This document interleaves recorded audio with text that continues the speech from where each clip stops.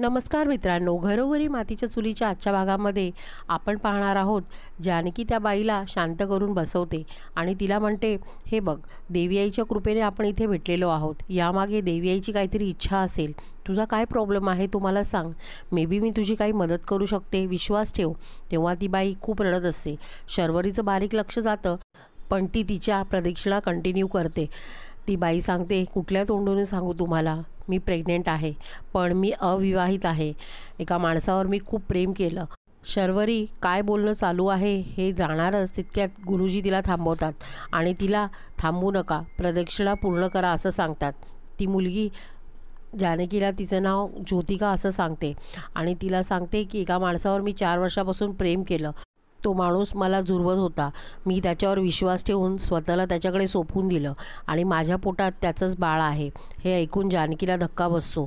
ती बाई म्हणते, जर माझं लग्न झालेलं असतं तर ही खूप आनंदाची बातमी असती, मी पेढे वाटले असते. पण माझ्या घरच्यांना जेव्हा कळलं तेव्हा त्यांनी मला घराबाहेर काढलं. त्या माणसाने मला इथे या मंदिरातच माझ्यासोबत राहण्याची वचनं दिलेली आहे. तेव्हा मी ह्या देवी आईला विचारला इथे आलेली आहे. मला माहीत आहे देवी मला काय उत्तर देणार नाही आहे, त्याच्यामुळे मी माझ्यापुरता उपाय काढलेला आहे आणि स्वतःला संपवून टाकणार आहे असं जानकीला सांगते. तेव्हा जानकी म्हणते, निगेटिव्ह विचार डोक्यातून काढून टाका आणि शांत डोक्याने विचार करा. तेव्हा ती ज्योतिका म्हणते की कोणासाठी जगू मी आणि या बाळाचं काय करू मी.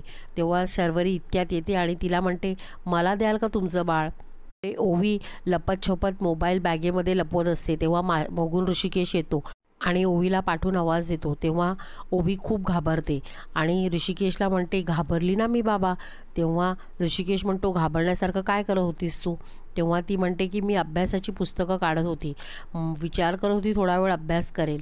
तेव्हा ऋषिकेश म्हणतो, म्हणजे आईने सांगितलेलं सगळं मनावर घेतलेलं आहे वाटतं तू. ऋषिकेश तिला हे सुद्धा सांगतो की आम्हाला तुझा खूप अभिमान आहेस, तू खूप हुशार आहेस आणि खूप प्रामाणिकसुद्धा, आणि सगळ्यात उत्तम म्हणजे तू आमच्यापासून काही लपवत नाही, अगदी सगळ्या गोष्टी शेअर करतेस. फक्त मोबाईलमध्ये खेळण्याची तेवढी सवय आहे, पण ती आपण हळूहळू कमी करूयात. की बाबा मुलांसाठी नेहमी भल्यांचाच विचार करत असतात असं सांगतो. तो तिचे लाड करतो आणि अभ्यास कर असं सांगून निघून जातो. तेव्हा ओवी विचार करते, मी बाबांशी पहिल्यांदा खोटं बोलली.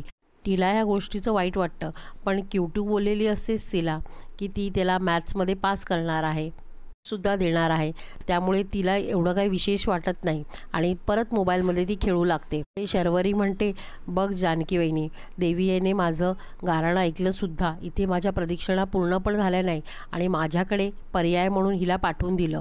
जानकी म्हणते, म्हणजे काय. तेव्हा शर्वरी म्हणते, अगं ही अविवाहित आहे, हिच्या पोटी बाळ म्हणजे हिच्यासाठी ते पाप आहे, पण हेच बाळ जर विवाहित स्त्रीकडे असेल तर त्याच्यासारखं सुख नाही. सांभाळीनीच्या मुलाला.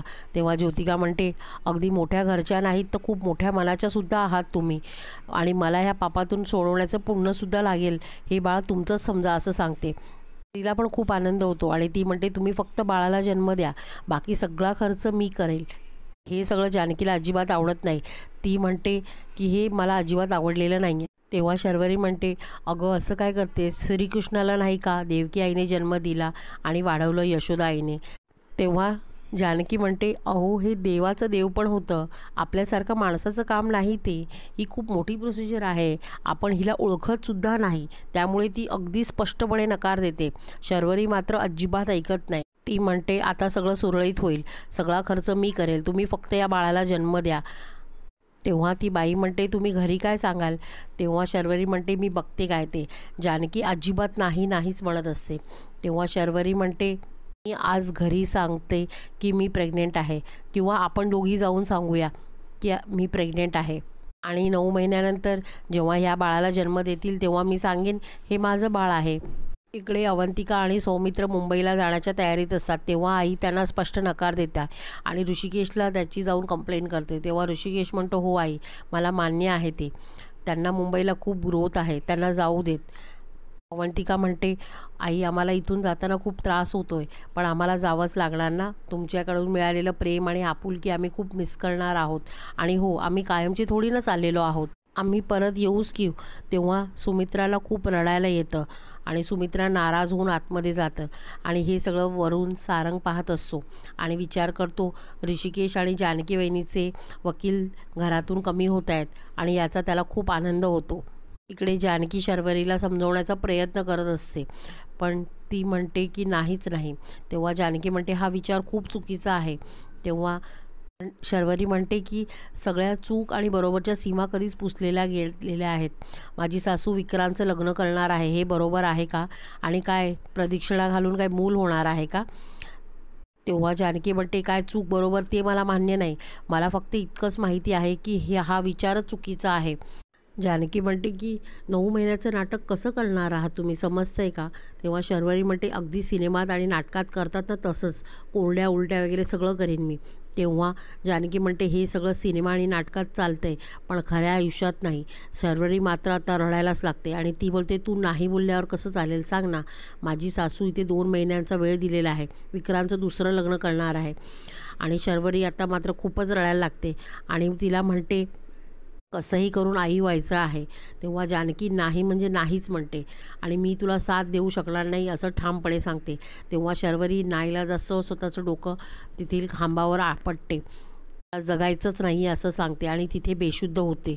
तेव्हा जानकी म्हणते की देवा कसली परीक्षा बघत आहेस तू. हे सगळं ऐश्वर्या तिकडून पाहत असते. इकडे सौमित्र आणि अवंतिका नानांकडे येतात. नानांना सुमित्रा खूप कन्व्हिन्स करण्याचा प्रयत्न करते. तेव्हा नाना सुमित्राला शांत करतात आणि सुमित्राला म्हणतात की पाखरं झेप घेत आहात, आपण त्यांना कैद करणं योग्य नाही. तेव्हा आई म्हणते माझी मुलं माझ्यापासून लांब चाललेली आहेत हे मला आवडत नाही आहे. तेव्हा अवंतिका तिला समजवते. सुमित्रसुद्धा म्हणतो की आई थोडासा दुरावा आला तर त्यात वाईट काय, दुरावा आला की जवळ येण्याची ओढ पण वाढतेच ना. तेव्हा सुमित्रालाही थोडंसं पटतं आणि ती त्या दोघांना आनंदाने निरोप देते. दोघेही नाना आणि आईच्या पाया पडतात आणि निघतात. तेव्हा सुमित्रा म्हणते जानकीला न भेटताच जाणार आहात का? तेव्हा सौमित्र म्हणतो नाही, मी जानकी वहिनीला भेटून इमोशनल होऊन जातो, त्यामुळे मी तिच्याशी नंतर बोलून घेतो. आणि नाना आणि आई अवंतिका आणि सौमित्राला प्रेमाने निरोप देतात आणि आजचा भाग संपतो. इथे शर्वरी घरी येऊन 2 दिवसात काहीतरी चमत्कार असण्याचं सांगते आणि ऐश्वर्या तयार असतेच पुन्हा एक मोठं वादळ घेऊन यायला.